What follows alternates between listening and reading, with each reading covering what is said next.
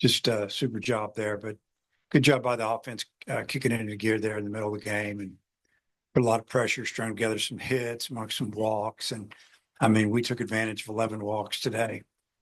They hadn't walked us, really the first three games, but I think, they got a little short on their pitching.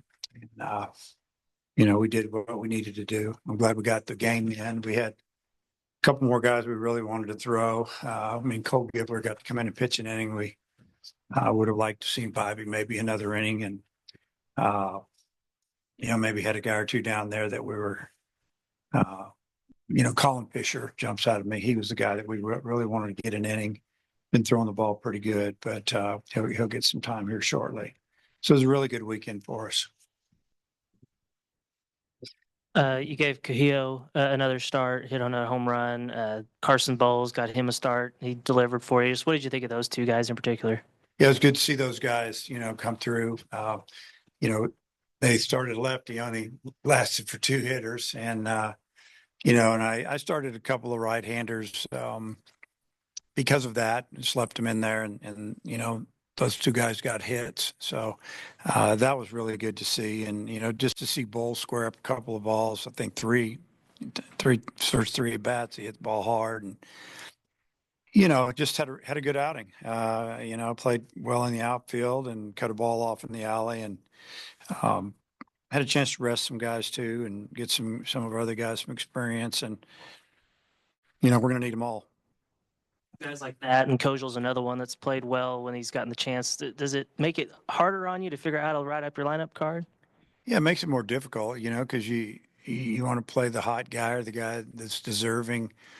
Sometimes sometimes you give up some offense for some defense, especially when you have, some really good arms going. So we'll make those decisions. Depends on where you're at. What's the weather like? Is big outfielders, wind blowing in. I mean, you just have to look at everything. And, but I always tell the guys, man, you got to be able to play some defense. It makes it a lot easier to write your name in the lineup. There's, one DH, and a lot of times if you're more of an offensive guy or just not a great defender, the ball's going to find you. And so that's, that'll be our battle a little bit, is continue to get better on the defensive side.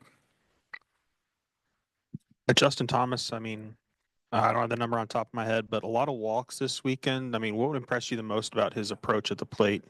He had a really good weekend, and it was just good to see him, fight some counts and get to 3-2, then take, ball four, and just like his last at bat. He's just done a good job, and he got some hits and he scored some runs, stole some bases, just had a really good weekend for us. And he's a guy that he could hit lead off. We see him as a leadoff guy.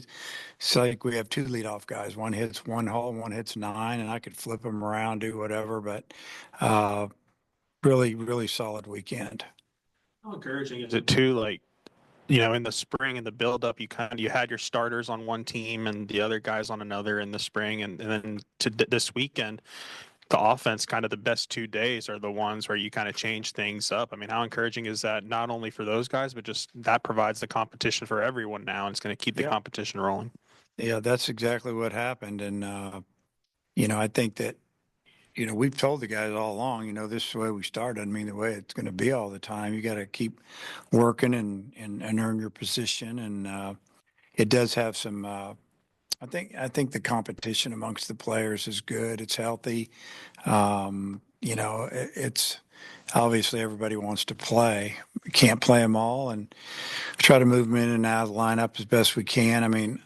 Obviously we'll settle in on something, and it might be a little bit different off a left-handed pitcher, but usually your starters are going to be about 7 of them, and then 2 might flip a little bit with a right or left-handed pitcher. But it's definitely keeps everybody on their toes and everybody working. And that's what goes on with our pitching staff all the time. Those guys are competing against each other, and it makes them better when they get on the field competing against somebody else.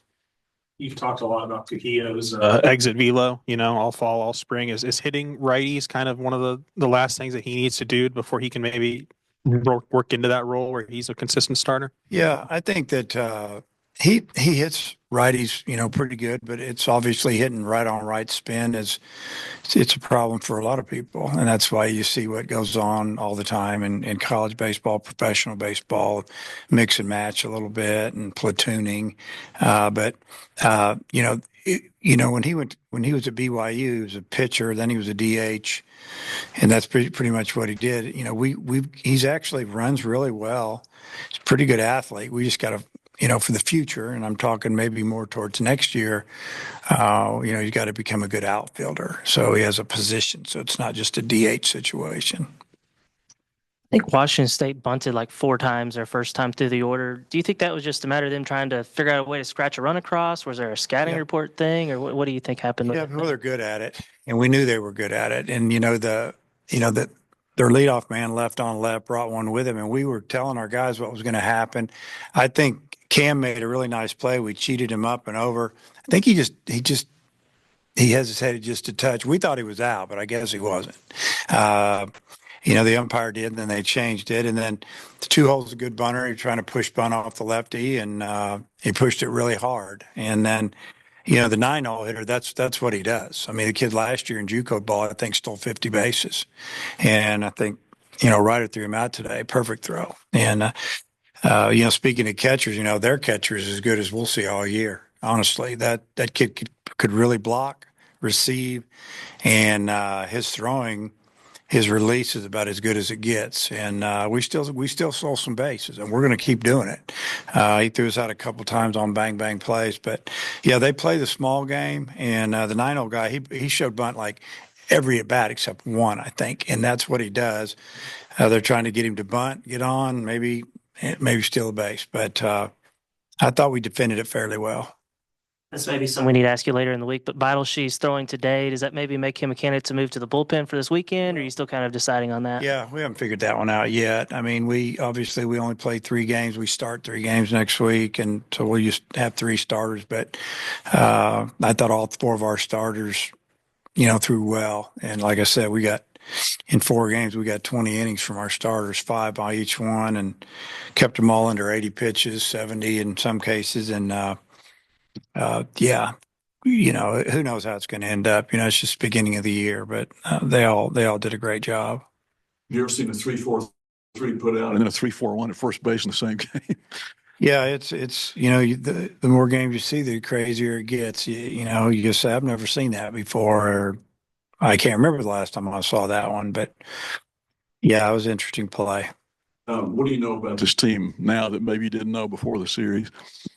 It's kind of what I've seen throughout the fall and the spring, really. I wouldn't say that I learned a whole lot.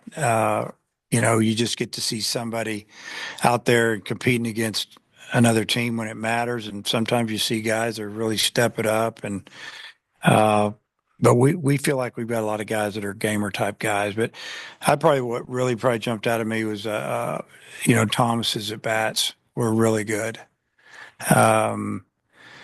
He got his hits, he took his walks, and could flip him to the top of the order if we needed to. But I like it. That's a threat down there.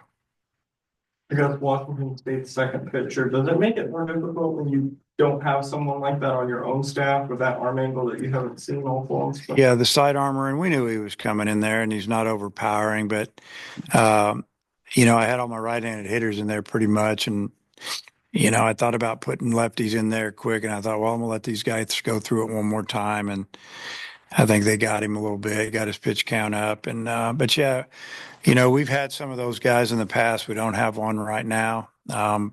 That's probably about all we don't have right now, honestly, is a submariner. Just you mentioned the lack of walks in your opening statement from the pitchers. I mean, I know that's an emphasis for any pitching staff, but is it a little extra given like last year, I felt like the walks at the end of the year started kind of creeping up a little bit. Just how encouraging is it right now? First weekend, the guys have their control. Yeah. It's all 4 of our starters are strike throwers this weekend, and a lot of the guys come out of the pen, they throw it over the plate as well, and that's what you have to do. I mean, even guys that are high velocity guys have been throwing it over the plate, and we had a freshman come in throwing the ball upper 90s over the plate. We had a sophomore closer come in, throw the ball over the plate, same velocity. you know, if you make them earn it throughout the season, it just makes it a lot better. And, you know, that's one thing that I think that we do here is we throw the ball over the plate. Last year we did fade a little bit. And, but the guys that were walking people last year at the end of the year, they walked guys in the fall. We do the previous fall. We didn't see that this fall from our guys. They threw strikes and they got better. Good. All right, go. All right. Down.